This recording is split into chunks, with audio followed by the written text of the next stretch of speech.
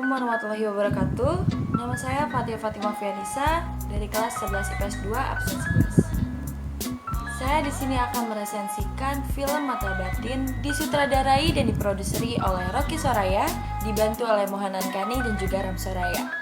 Pemeran yang memerankan film ini yaitu Jessica Milla sebagai Alia, Bianca Hello sebagai Abel, Denny Sumargo sebagai Davin, Citra Prima sebagai Ibu Windu, dan Epi Kusnandar sebagai Mang Asep. PH yang dipakai yaitu Hitmaker Studio, tanggal rilis 30 November 2017 dengan durasi 107 menit. Ketika keluargaku meninggal, hanya aku dan adikku yang tersisa.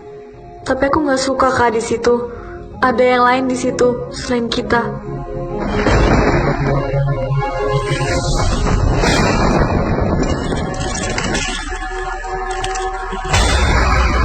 Apa yang sudah dibuka tidak akan bisa ditutup lagi.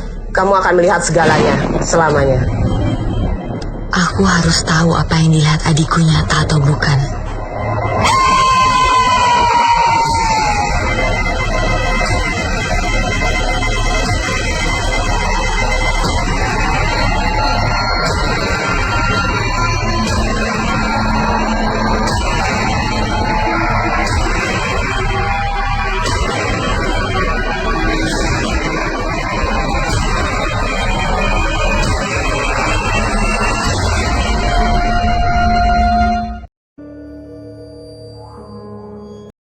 Film ini menceritakan tentang seorang wanita yang bernama Alia, yang mana setelah kedua orang tuanya meninggal, dirinya memutuskan untuk meninggalkan Bangkok dan kembali ke Jakarta.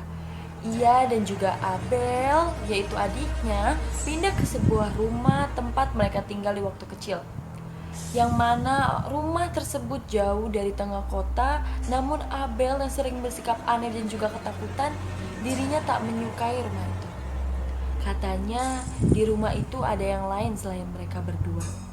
Alia dan juga Davin, yaitu pacar Alia, yang selalu menemani Alia, tak pernah sedikit pun menghiraukan Abel. Akan tetapi sikap Abel dari hari ke hari makin mengkhawatirkan. Alia berniat untuk membawa Abel ke seorang psikiater, namun Abel menolak dan bilang kalau dirinya dapat melihat mereka yang telah mati, dikarenakan mata batin dia sudah terbuka dari sejak kecil. Abel kemudian mengajak Alia untuk menemui Bu Windu, yaitu seorang paranormal yang selama ini telah membantu Abel. Ia ingin membuktikan pada Alia tentang semua hal yang baginya tidak masuk akal itu adalah nyata. Alia kemudian meminta Bu Windu agar mata batinnya itu dibuka. Dan pada saat Alia bisa melihat, terus dia ngeliat ke rumahnya gitu, banyak banget yang minta tolong, tapi banyak juga yang negatif, yaitu yang sering mengganggu Alia, bahkan sampai menyakiti Alia. Alia pun sampai pernah dicakar juga. Pokoknya nyakitin banget. Energinya tuh bener-bener negatif banget, sehingga bisa membahayakan Alia dan juga Abel. Tapi mau gimana lagi, karena mereka juga nggak punya tempat tinggal, jadi mereka terpaksa untuk menetap di rumah dia itu. Dan akhirnya karena mereka putus asa, mereka akhirnya meminta Bu Windu untuk membantunya mengusir mereka semua.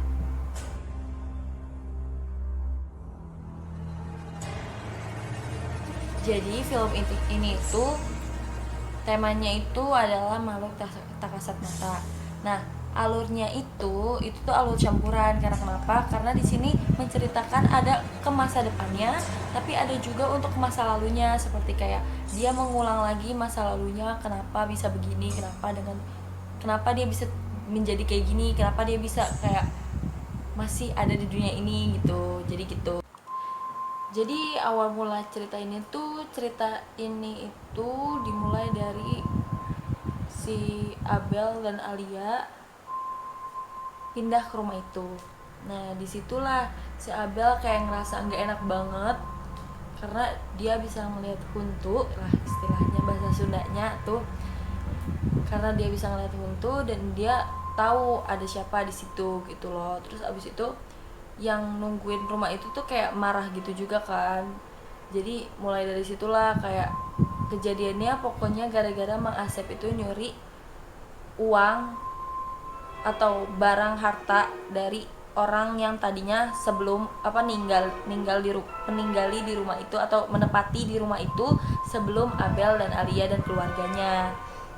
Cuman di situ tuh karena dia ingin menyelesaikan, terus kan si Mang Asep ini kan kayak ngebunuh orangnya itu kan, terus akhirnya si yang dibunuh ini pengen menyelesaikan masalahnya dia, kayak pengen nyelesain semua masalahnya. Jadi akhirnya disitulah mulai terjadi gangguan, yaitu karena mereka itu pengen minta tolong kepada Alia dan juga Abel untuk membantu mereka itu meminta Mang Asep untuk tanggung jawab. Dan akhirnya akhir masalahnya itu pokoknya Mang Asepnya dibunuh, Alianya pokoknya kerasukan, terus Mang Asepnya dibunuh. Udah sih setahu gue itu.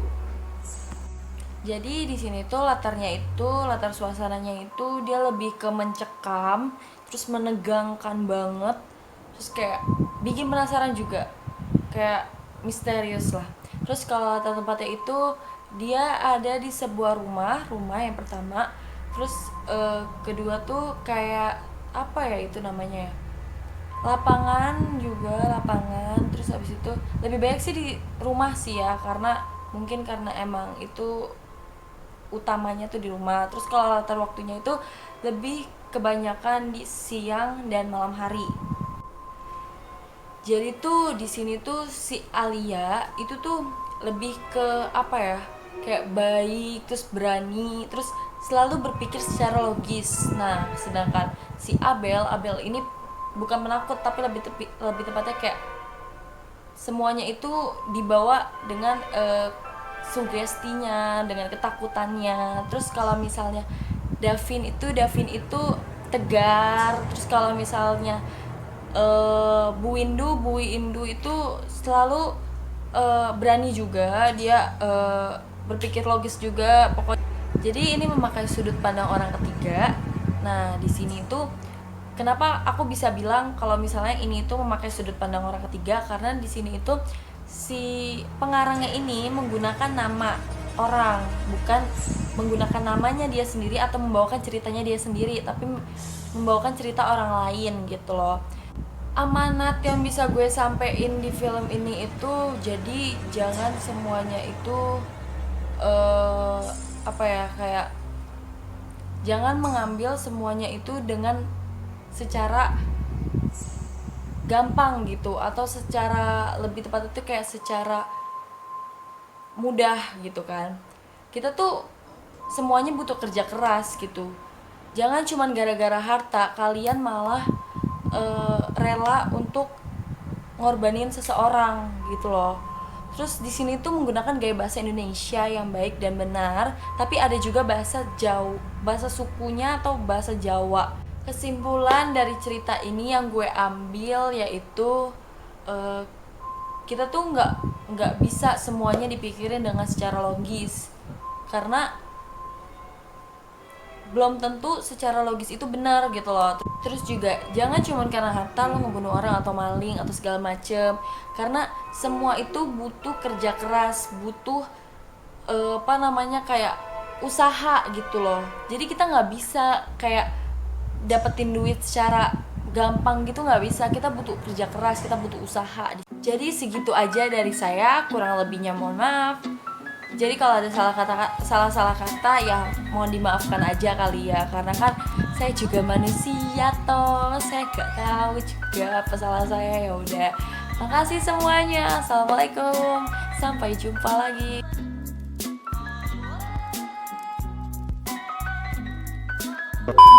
Batin yang disutradari film ini produksi sih pak. Film Mata Batin ini disutradarai dan diproduseri oleh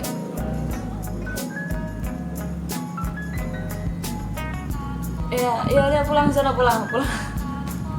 lama banget.